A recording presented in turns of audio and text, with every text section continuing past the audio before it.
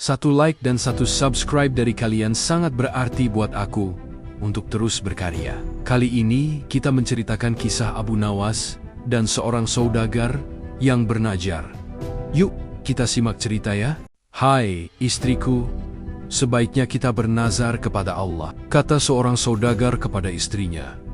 Jika kita diberi anak laki-laki, aku akan memotong kambing yang besar dan lebar tanduknya sejengkal. Kemudian, dagingnya kita sedekahkan kepada fakir miskin. Rupanya sang saudagar tersebut sudah sangat merindukan lahirnya seorang anak. Karena telah bertahan-tahan berumah tangga, tidak kunjung diberi momongan oleh Tuhan. Kemudian ia menyuruh beberapa orang untuk mencari kambing besar, bertanduk selebar jengkal. Dengan pesan, beli saja kambing itu berapapun harganya. Tidak usah ditawar lagi. Ternyata usaha itu gagal total. Sulit memperoleh kambing dengan lebar tanduk sejengkal yang ada paling-paling selebar 3-4 jari. Akibatnya saudagar itu susah. Tidur pun tidak nyenyak. Terpikir olehnya untuk mengganti nazarnya itu dengan 10 ekor kambing sekaligus. Yang penting kan kambing, bukan binatang lain. Namun rencana itu akan dikonsultasikan dulu dengan beberapa orang penghulu di negeri itu. Ketika sampai di rumah seorang penghulu, ternyata rumah itu sedang digunakan sebagai tempat pertemuan para penghulu seluruh negeri. "Apa maksud kedatangan Anda kemari?" tanya penghulu yang tertua.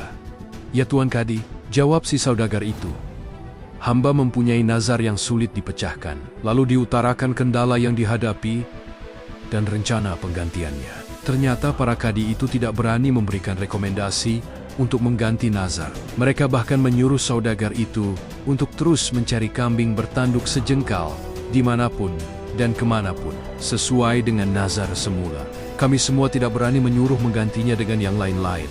Kenyataan itu semakin bertambah berat beban saudagar itu. La pun mohon diri pulang ke rumah. Pada suatu hari ia mendapat kabar bahwa di negeri Baghdad ada seorang raja yang adil, arif, dan bijaksana. Namanya Sultan Harun al-Rashid. Maka ia pun pasang niat menghadap Sultan ke Baghdad. Sesampai di sana, kebetulan Baginda sedang duduk di balairung bersama beberapa orang menteri. "Hai orang muda, engkau berasal dari mana?" tanya Baginda. Setelah melihat kedatangan saudagar muda ini, "Ya Tuan Kusyah," alam jawab saudagar muda. "Ampun beribu." "Ampun, adapun patik ini berasal dari negeri Kopiah. Apa maksudmu datang kemari?" "Ingin berdagang," tanya Baginda Sultan. "Ya tuanku, patik datang kemari ingin mengadukan nasib. Hamba ke bawah duli yang dipertuan," jawab si saudagar.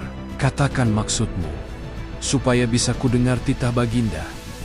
"Sultan," maka diceritakanlah perihal nazar itu sampai kepada keputusan para penghulu negeri Kopiah dan niatnya menemui Baginda Sultan di Baghdad. "Selanjutnya, hamba mohon petua dan nasihat Baginda agar hamba dapat melepas nazar hamba itu dengan sempurna," tutur saudagar itu dengan nada.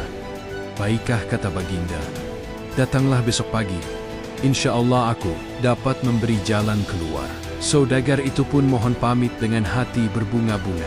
Kembali ke tempat penginapannya. Alkisah, Sultan pun bingung memikirkan nazar saudagar itu. Sepanjang siang dan malam, ia tidak dapat memejamkan matanya. Dengan apa nazar itu akan dibayar bila kambing bertanduk sejengkal tidak didapat juga. Diganti dengan yang lain, haram hukumnya. Malam harinya beliau mengumpulkan para kadi dan alim ulama di istananya.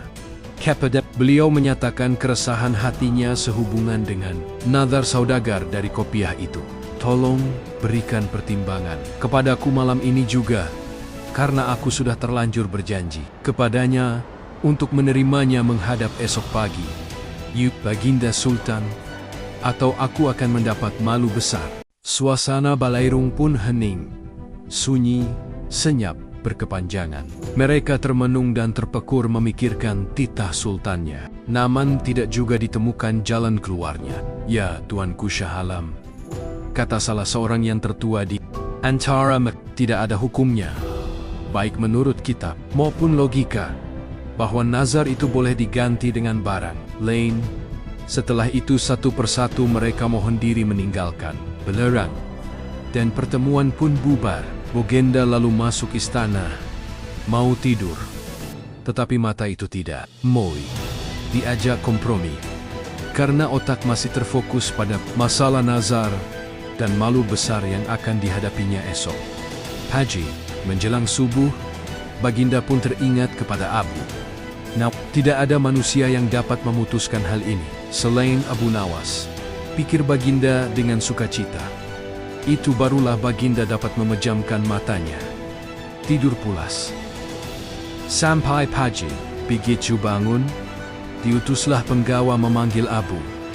Nah, setelah Abu Nawas tiba di hadapannya, Baginda pun mengutarakan perihal nazar saudagar dari negeri Kopiah itu dan semua usaha yang sudah ditempuhnya, serta malu besar yang akan didapatnya sebentar lagi, karena para kadi dan orang alim seluruh negeri tidak dapat memberi jalan. Apalagi sebentar lagi saudagar dari Kopiah itu akan menghadap Kais. Apa pendapatmu tentang hal itu? Tanya Baginda Sultan dengan sorot mata ingin tahu jawaban. Abu, ya, Tuanku Shah Alam. Jawab Abu Nawas ringan. Tuanku bersusah hati, jika Tuanku percaya, insya Allah hamba dapat menyelesaikan perkara ini.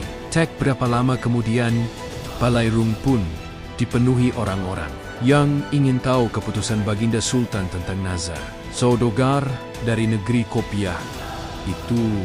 Baginda memanggil saudagar tersebut dan memerintahkan Abu Nawas memecahkan masalah itu. Hai saudagar, bawalah kemari anakmu dan seekor kambing yang besar badannya, kata Abu Nawas. Mendengar perkataan Abu Nawas itu semua orang terheran-heran, termasuk Baginda Sultan dan si saudagar itu. Apa maksud Abu Nawas kali ini? Pekia, sesuai dengan janjinya, saudagar itu pun datang kembali ke Baghdad beberapa hari kemudian. Membawa istri, anak, dan seekor kambing. Langsung menghadap Sultan di istana. Datang juga engkau kemari, hai saudagar, kata Baginda. Sultan, tunggulah sebentar.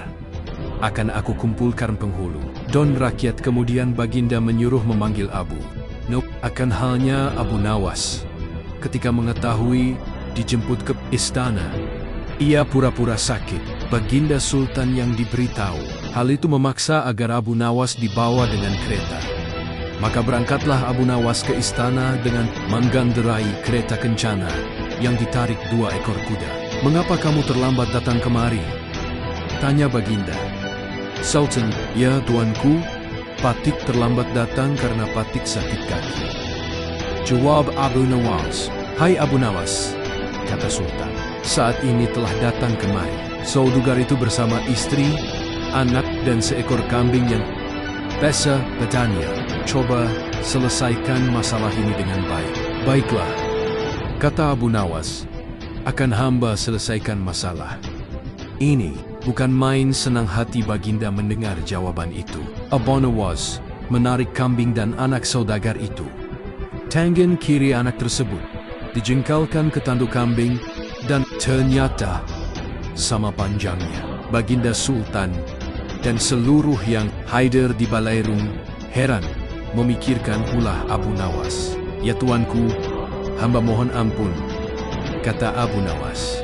Jika hamba tidak salah ingat, saudagar itu mengatakan bahwa lebar tanduk kambing itu sejengkal karena yang dinazarkan anak ini.